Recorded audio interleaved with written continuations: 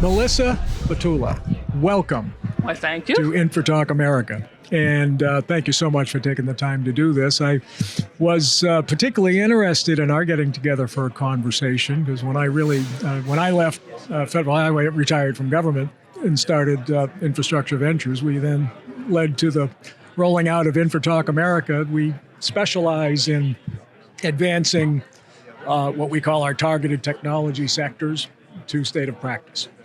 So we have sponsors. Our premier sponsors are Trimble and a company called Hall Hub Technologies, who are both very deeply involved in the technology side. Given your prior role at PennDOT, which is part of the focus of the conversation I'd love to have, because you have this perspective. You had a history of involvement in the private sector, as I recall. I did.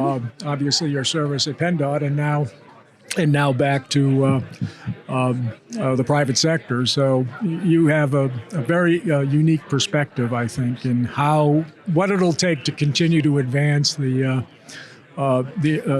digital project delivery technology and really change the way DOTs deliver projects and do business. So beginning with that, could you tell us a little bit about the role you played at PennDOT and the initiative that you were, I think, principally in charge of advancing with your team? Oh, sure. So I think what you're referring to is the Digital Delivery Directive 2025. That's the one. So this is really looking to move the way we delivered projects at PennDOT out of the 2D or, the PDF world and moving it into the 3D world where that's our deliverable. So that was the overarching goal. And it was an interesting, it comes up to, well, why was that the focus? And it comes back to exactly what you said before. So I was in the private sector prior to going to the DOT. And in that work, I was doing private development work, and I relied on models, every single day. And I'm old enough and gray enough to remember the days when we didn't use computers for that and everything was manual drafting. And then you have that period where you reflect back on, okay, we rely on plan sheets, profile sheets, and cross sections. Sorry, my brain went blank there. But why did we do that? And the reason we did that is those are the tools we had before we had computers. You had to break it into three different planes, if you will, to be able to create your design. And then once you created the design, you'd simply ink it and hand it over to a contractor and say, go build this. So now we're in a modern world where most people are using those models anyhow. But then we're actually taking it back to the tools we had before we had computers and making them look the same. I mean, that's like the definition of insanity. We have this rich data that we have, and then we're taking all this extra time to dumb it down, if you will, to hand it off to a contractor, when the whole point of engineering is to communicate your ideas on how this is to be built and to do it as organic as a form as you can, hence the models. So it's like, how do we get to this next phase where we empower the contractor to take that as a different deliverable and move forward. So, in my mind, it was absolutely necessary. And sometimes you need a little nudge to move from that change factor of, the way we've always done it's good enough, to embrace that. And then when you start opening that up, it gets so broad, because then you look at, now you can have a true record of what was built that your operations team on the maintenance side has to rely on to know exactly what was there. And it really just makes it so much more compelling as how important it is to move into that space. A factoid that I love to share is our sponsor, Trimble, has a global reach. Oh, yes. And they did an analysis of a project that their technology was involved in delivering in Norway. And the result was an estimated 90 to 95% reduction in change orders. I don't think there's another factoid I need to be convinced of the value of advancing a sort of full-scale digital project delivery. That's huge dollars, and not just dollars. Obviously, it enhances the time it takes to deliver projects. So time, cost savings, 95% reduction in change orders is real money. And in the context of the scale of the federal aid highway program, it could be in the long run billions dollars that can get reinvested into other projects. So it's the benefits are clear. I think they're becoming more widely held, certainly among the state DOTs. Many of them are doing some really amazing work trying to advance it. PennDOT's a great example of that. So tell me, 2025, how are we doing in Pennsylvania? They're doing actually really well. Are I they? will say that, I'll caveat this, and sometimes you know what you're working with. So my original vision was that everything would be fully into the digital world, with the exception maybe resurfacings or something like that lagging behind. And it has morphed somewhat. So PennDOT's taking the approach of building it pieces at a time.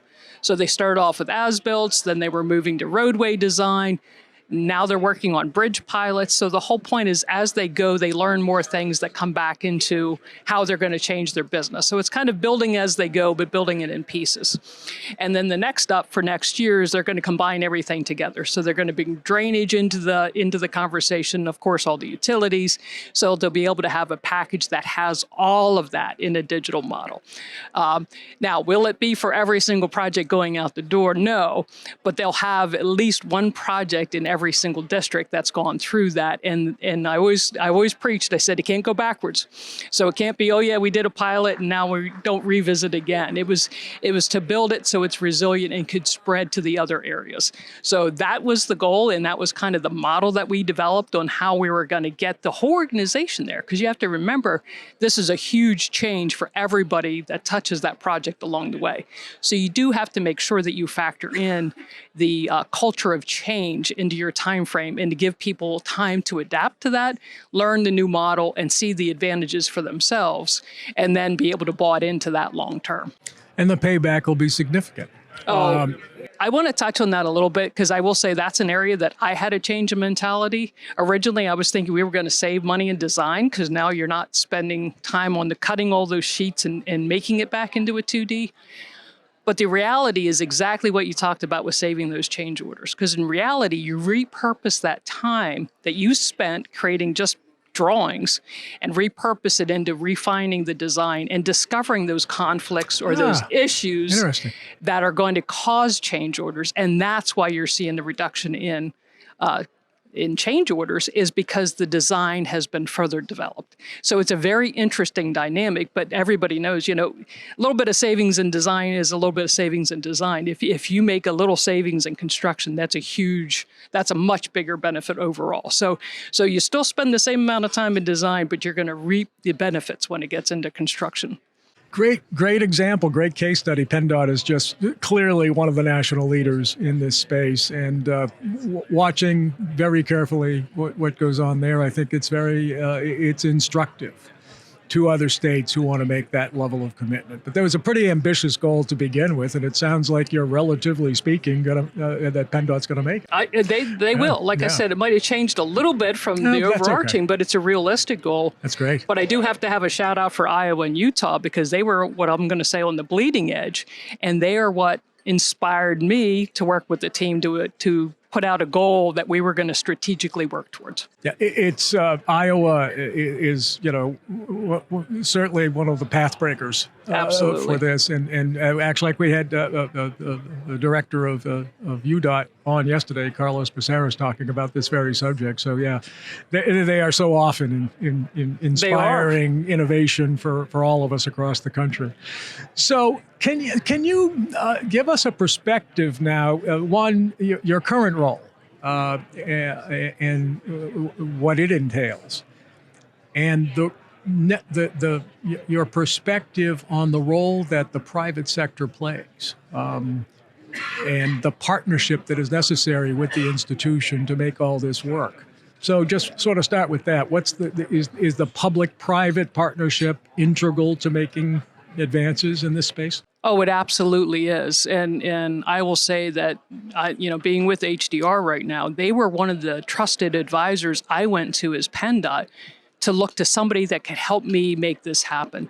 DOTs really rely, their strength is in their expertise, the things that they have done. But when you step off into a new area that they've never done before, it's hard to build that. It would be like everybody trying to build their own widget, if you will, which the help of the private sector, you can help make those connections. So the teams that worked with Iowa and worked with Utah could come in and work with PennDOT to use those lessons learned from those areas and help build it into that DOT specifically for what their needs are to be able to bring that collaboration together. So I think it's absolutely integral.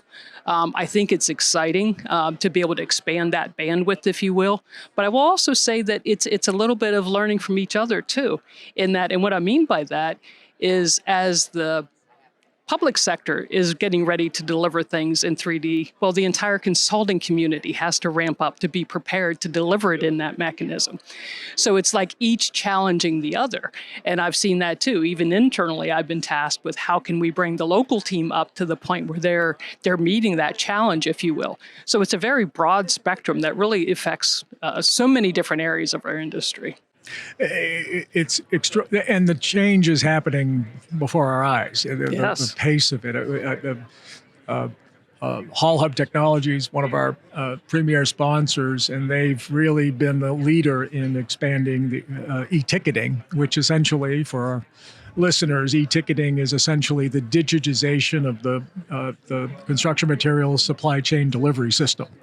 That's about as simple as I can make it. But basically, it's paper tickets being and the transformation to a digital platform where all the data that is incorporated in those paper tickets is now digitized and available for applications we haven't even determined yet.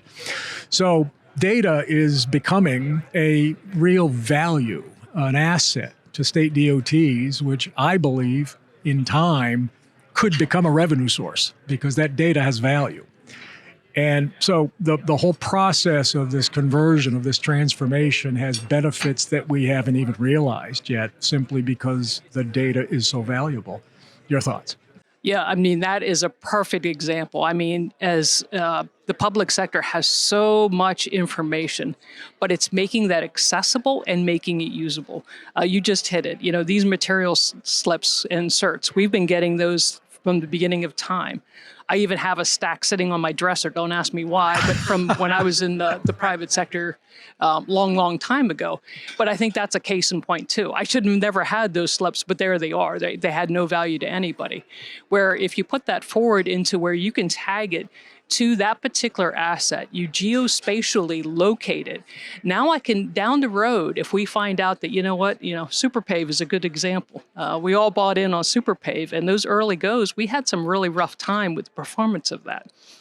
If you'd fast forward, say we find something similar out of things we're building right now today, and say 10 years down the road that become problematic, we will have that digital information to be able to pull up what sectors of our highways were built with whatever that is that later becomes a problem, and to be able to really watch those areas and their performance and be able to adapt accordingly. That's why I get so excited, because I think it's really going to show its usefulness as time goes on, and we identify those issues.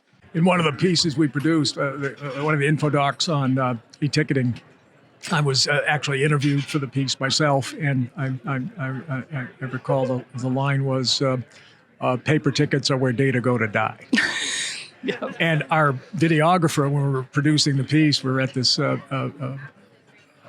asphalt plant in New Hampshire, I think it was, or Massachusetts. Pardon me for forgetting that.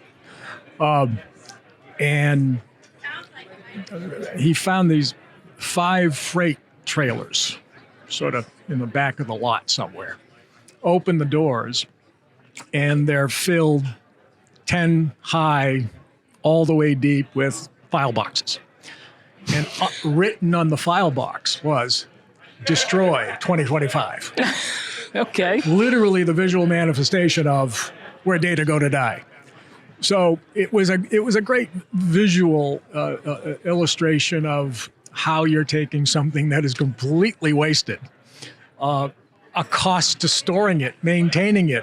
In California, they've got warehouses full of paper stacked up, not all tickets, but it's a cost. And so you're obviously eliminating paper from the process, but more importantly, we're harnessing that data. And as you said, finding ways, and the industry side, the software companies, the Trembles of the world, are all working to come up with solutions on how to take that data and do something with it.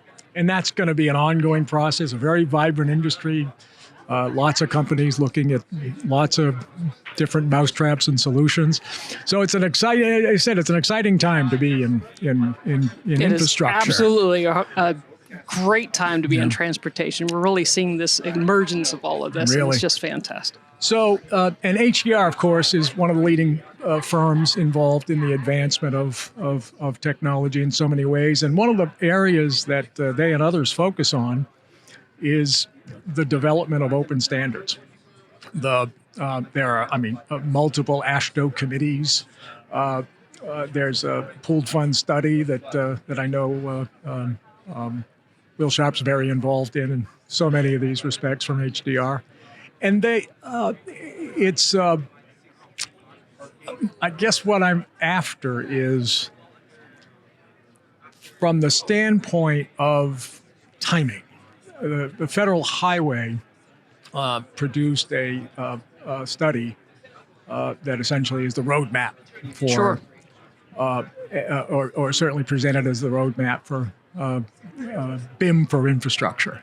We won't get too much into BIM and the terminology. There are all kinds of terminologies thrown around in this business. By and large, the roadmap suggested it would take 10 years to achieve state of practice, which was based on the state of practice at the time. I think this study is probably done a couple of years ago at this point.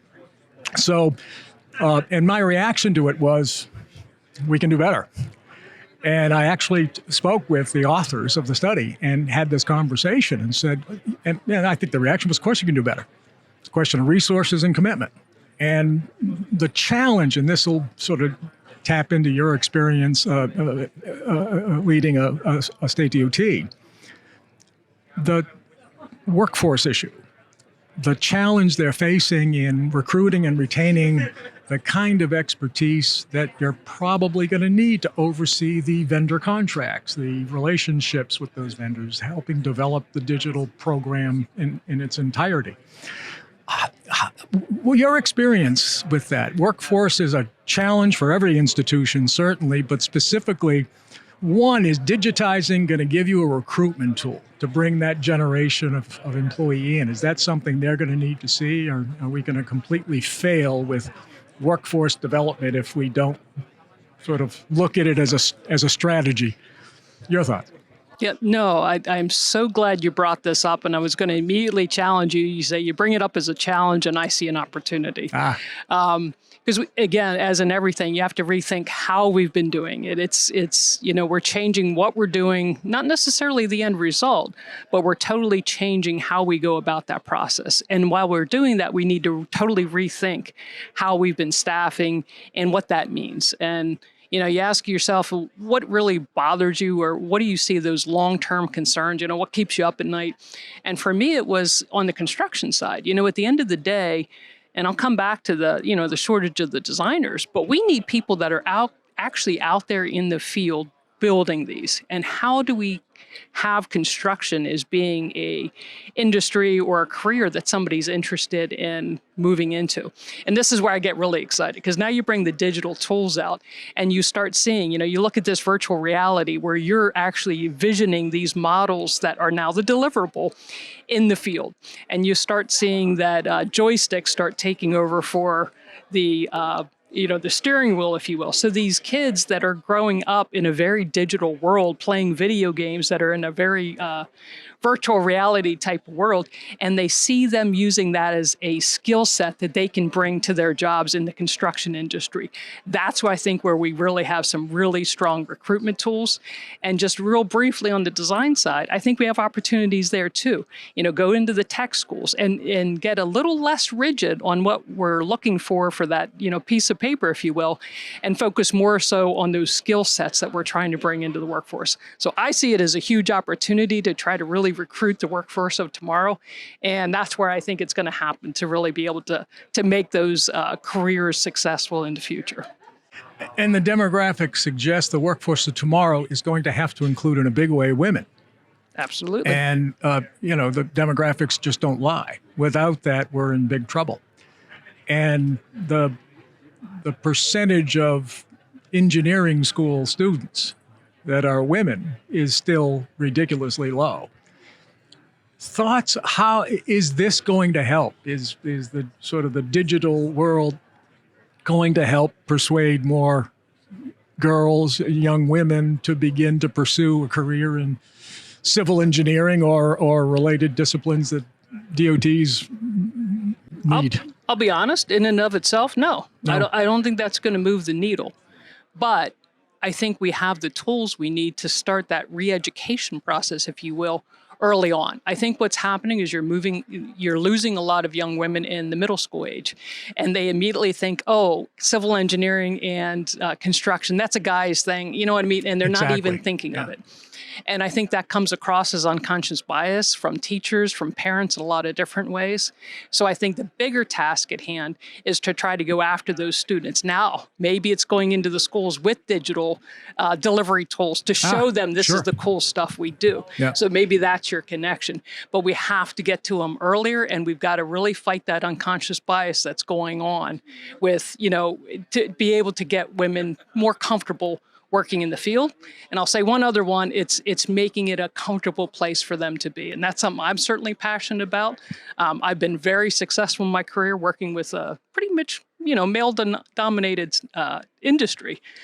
But my job is to make it easier for the next generation coming up so they don't feel they have to change themselves to fit in. And it's really welcoming and give them that sense of belonging.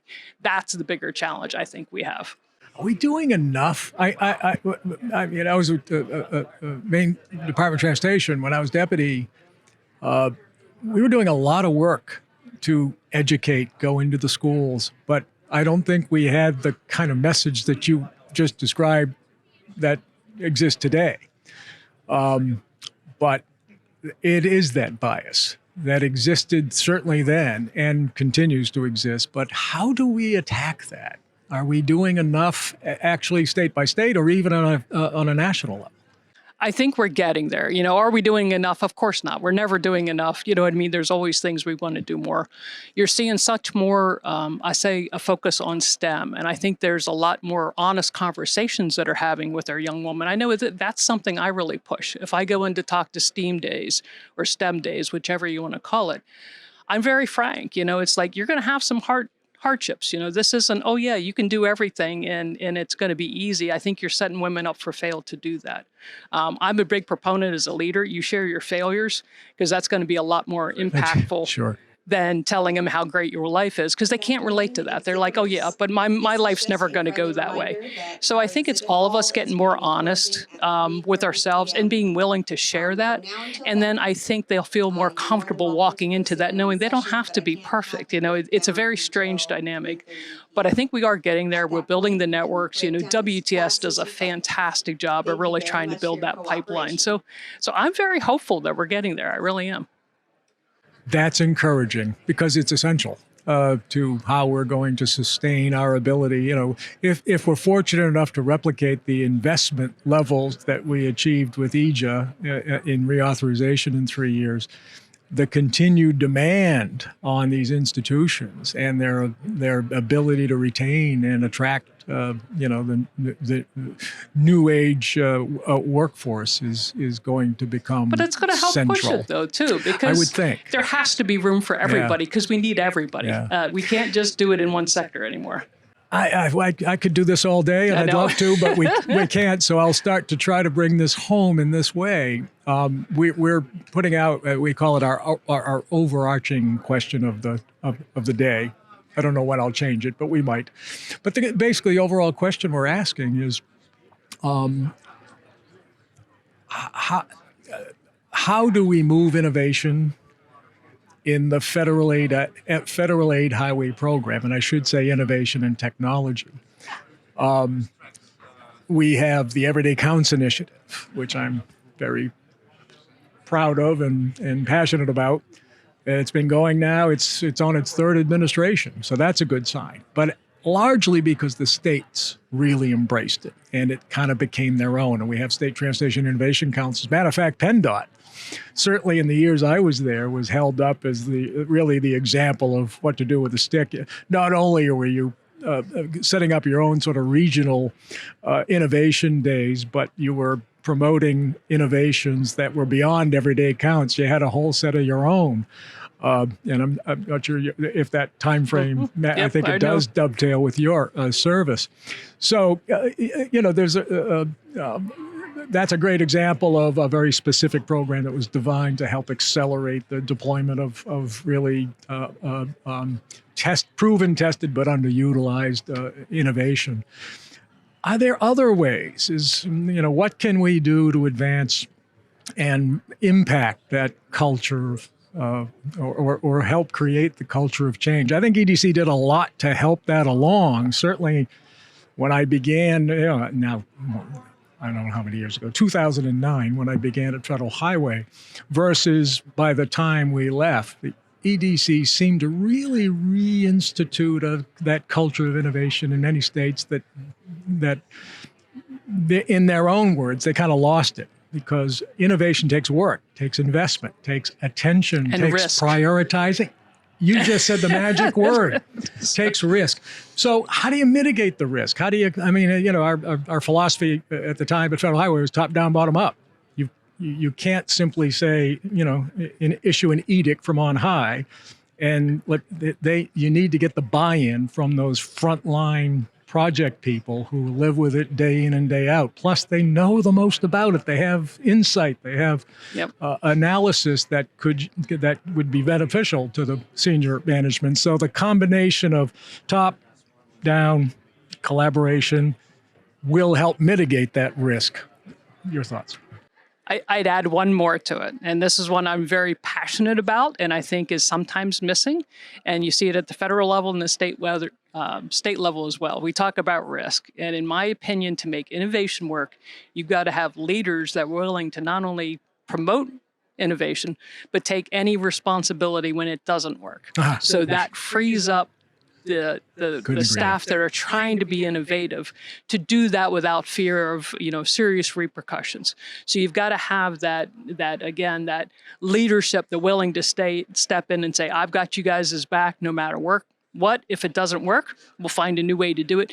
But be comfortable with that. It can be very risky at that point, but you need that level of buy-in. And I'd kind of challenge the same with the Federal Highway. If we want to push innovation, you have to accept that, for every one right way to make a light bulb, there might be 99 that aren't there. So how do we adapt to that while still promoting innovation?